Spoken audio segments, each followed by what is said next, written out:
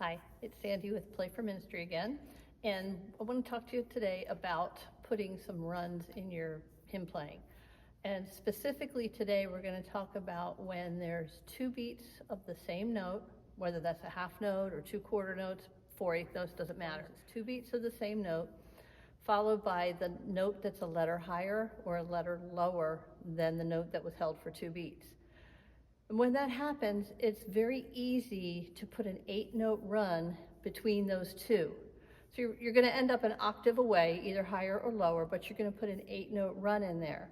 It's a very easy place to put it in. It also helps you to move around the piano in a very easy way, in a way that you know where you're going to land on.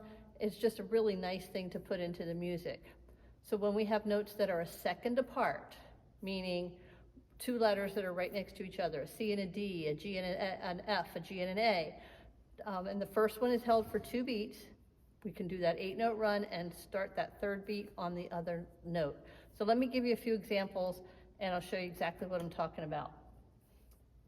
In the song No Not One, we have a good place, Jesus knows all about our troubles. We're going to pause here for just a second.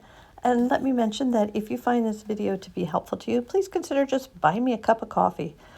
You'll find links to the Venmo or the PayPal in the description to this video. And thank you so much. Now, as you can see, Jesus knows are two quarter notes on a B, and then we go to all, which is an E. So we've got something like this. Jesus knows all. Then you get the same thing again. You could keep going higher. He does troubles. He will guide till the day is done. Now right there, you've got day is done. Look at that. You've got two quarter notes that are a B, and then you're landing on an A. So you could do he will guide till the, start on the B, day is done. Okay, see that? So there's an example of going up, an example of going down. We also have an example of the two quarter note followed by the next note. At the end of the song, we have there's not a friend like the lowly Jesus, and then it ends in no, not one, no, not one. Well, that first one right there, that's a B, and an A. So we can do that run. So there's not a friend like the lowly Jesus. Start on the B. We've got F sharps to deal with here. No, not one, no, not one. So you've got the up and the down in the same song. And again, when you are learning a principle like this, find a song. I would take a pen or pencil and circle every place in the song where you can put that technique in. And I would saturate the song as much as possible. And every place that you see with your eyes, you're seeing that place where you can do it, you start putting them in. Pretty soon your brain's going to hear that and anticipate that, and you'll find your fingers thinking about doing that. So you just saturate the song with a new principle. Anytime you get a new principle, you saturate, saturate, saturate until it becomes automatic to your brain. Let's pull a couple more examples out. We have How Firm a Foundation. Right here we've got to you, who for refuge, to G, J-E for Jesus, which is a C, two beats, and then we have a B flat there, thus. We actually have two beats of that, so we could start a run right there and go down to the A flat. So if we just want to do a run in the first place, it would be something like you, who for refuge, to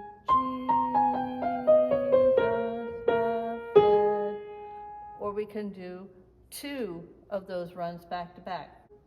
Refuge to Jesus. So you come down and just put two of them back to back. It's not as hard as it looks like it would be. Once you try it a couple times, you're going to start seeing how that works in there. And then let's go to a Christmas song, Angels from the Realms of Glory.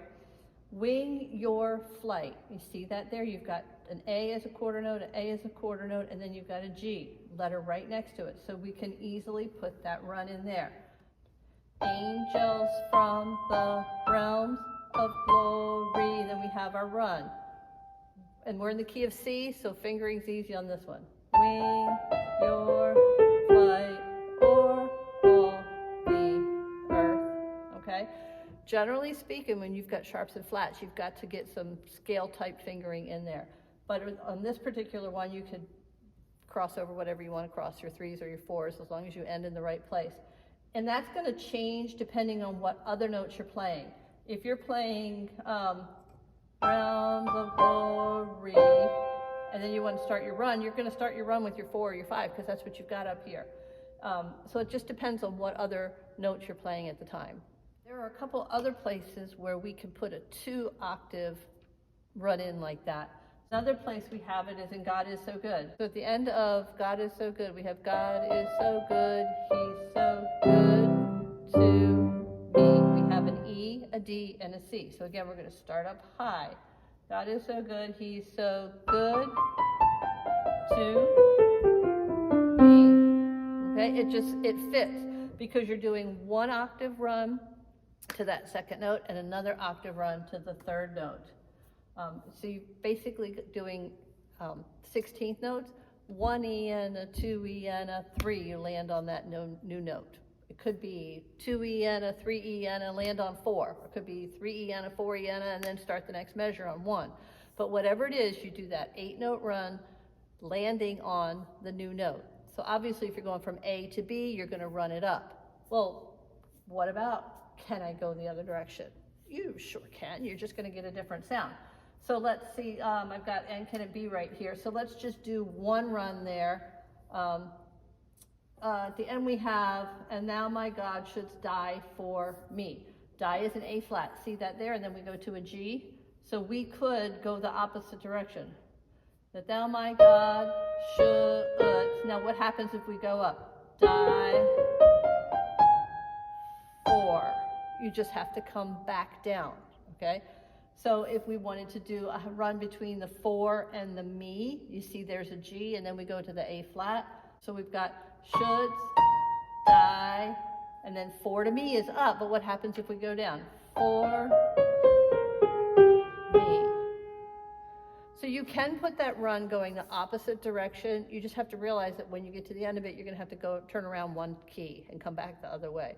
But that's another way to do it. So like if you start your run and you're like, oh no, I went the wrong way. Not a big deal. Just finish the run and then come back, turn it and come back that 1 key the other direction. All right, I hope this has been helpful to you. I hope I've explained it well. But if you have any questions or comments, please just drop them in and I'll take a look at those and try to answer them for you.